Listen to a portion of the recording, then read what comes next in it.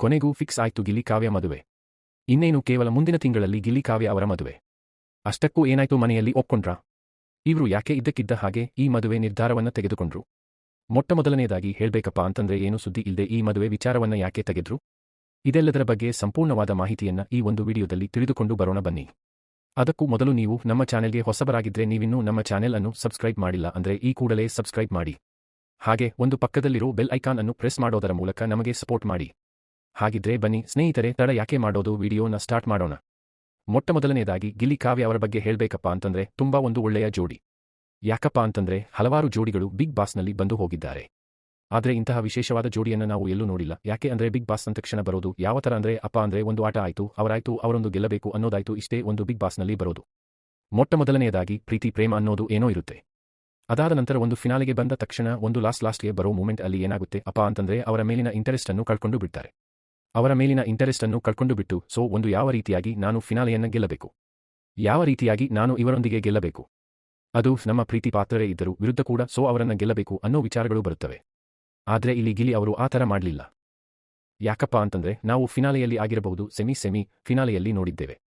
ಅಲ್ಲಿ ಗಿಲ್ಲಿ ಅವರು ಒಂದು ಕಾವ್ಯ ಶಿವ ಅವರನ್ನ ಸೋಲೋಕೆ ಬಿಡ್ಲಿಲ್ಲ, ಅವರನ್ನ ಗೆಲ್ಲಿಸಬೇಕು ಅನ್ನೋ ರೀತಿಯಲ್ಲಿ ಹಲವಾರು ಪ್ರಯತ್ನಗಳನ್ನ ಮಾಡಿದ್ರು, ಹಲವಾರು ಒಂದು ಎಫರ್ಟ್ಸ್ ಅನ್ನು ಹಾಕಿದ್ರು. ಅದು ಎಲ್ಲರಿಗೂ ಇಷ್ಟ ಆಯ್ತು. ಸೊ ಅವರಿಬ್ಬರ ಜೋಡಿ ತುಂಬಾ ಚೆನ್ನಾಗಿತ್ತು.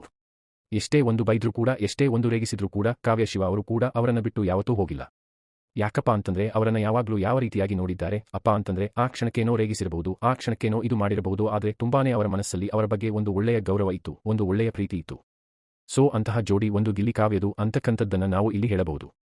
ಇನ್ನು ವೀಕ್ಷಕರು ಹಲವಾರು ಅಭಿಮಾನಿಗಳು ಕೂಡ ಯಾವ ರೀತಿಯಾಗಿ ಇವರನ್ನ ನೋಡೋಕೆ ಸ್ಟಾರ್ಟ್ ಮಾಡಿದ್ರಪ್ಪ ಅಂತಂದ್ರೆ ಇವರಿಬ್ಬರು ತುಂಬಾನೇ ಒಂದು ಒಳ್ಳೆಯ ಜೋಡಿ, ಇವರನ್ನ ಒಂದು ರಾಕಿಂಗ್ ಸ್ಟಾರ್ ಯಶ್ ಹಾಗೆ ರಾಧಿಕಾ ತರ ಇವರಿಬ್ಬರದ್ದು ಒಳ್ಳೆಯ ಜೋಡಿ.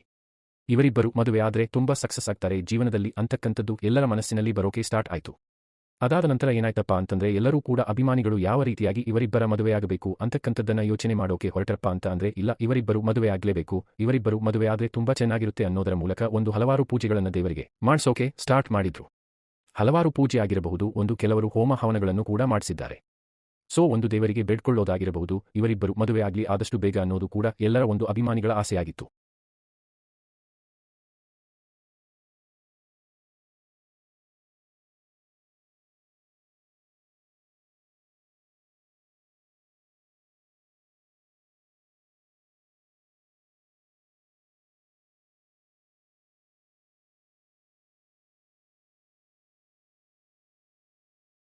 ಸೊ ಇತ್ತೀಚೆಗೆ ಕೆಲವೊಂದಿಷ್ಟು ಸಂದರ್ಶನಗಳಲ್ಲಿ ಕೂಡ ಗಿಲ್ಲಿ ಅವರು ಹೇಳಿದ್ರು. ಸೊ ಗಿಲ್ಲಿ ಅವರ ತಂದೆ ತಾಯಿ ಅವರು ಕೂಡ ಹೇಳಿದ್ರು, ಕಾವ್ಯ ಶಿವ ಅವರು ಏನಾದ್ರೂ ನಿಮ್ಮ ಮನೆ ಸೊಸೆ ಆದ್ರೆ ನೀವು ಒಪ್ಕೊಳ್ತೀರಾ ಅನ್ನೋ ಮಾತನ್ನ ಕೆಲವೊಂದಿಷ್ಟು ಸೋಷಿಯಲ್ ಮೀಡಿಯಾದವರು ಒಂದು ಗಿಲ್ಲಿ ಅವರ ತಂದೆ ತಾಯಿಯವರಿಗೆ ಕೇಳಿದಾಗ ಗಿಲ್ಲಿ ಅವರ ತಂದೆ ತಾಯಿಯವರು ಖಂಡಿತವಾಗ್ಲೂ ನಾನು ಒಪ್ಕೊಳ್ತೀನಿ.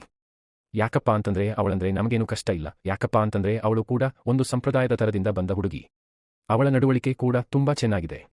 ಸೊ ಅವಳು ಬಂದ್ರೆ ನಮಗೇನು ಅಭ್ಯಂತರ ಇಲ್ಲ, ಯಾಕಪ್ಪ ಅಂತಂದ್ರೆ ನಮ್ಮ ಗಿಲ್ಲಿ ಅವ ಯಾರನ್ನ ಇಷ್ಟಪಡ್ತಾನೋ ನಾವು ಅವರನ್ನ ಮನೆ ಸೊಸೆಯನ್ನಾಗಿ ಮಾಡ್ಕೊಳ್ತೀವಿ.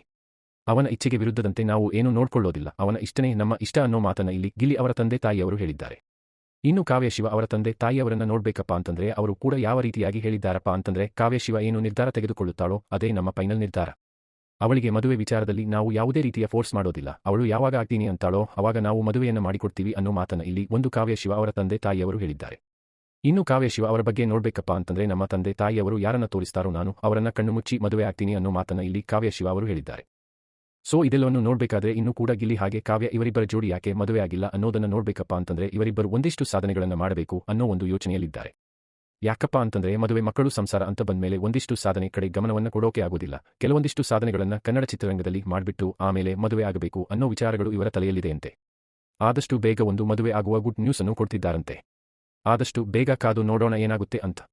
ಇವರಿಬ್ಬರ ಜೋಡಿ ಒಂದಾಗಬೇಕಾ ಅಥವಾ ಇವರಿಬ್ಬರು ಮದುವೆ ಆಗದಿದ್ರೇನೆ ಒಳ್ಳೆಯದಾ, ಇದರ ಬಗ್ಗೆ ನಿಮಗೇನು ಅನ್ಸುತ್ತೆ, ಸೊ ಏನನ್ಸುತ್ತೆ ಅನ್ನೋದನ್ನ ಕಮೆಂಟ್ ಮಾಡಿ.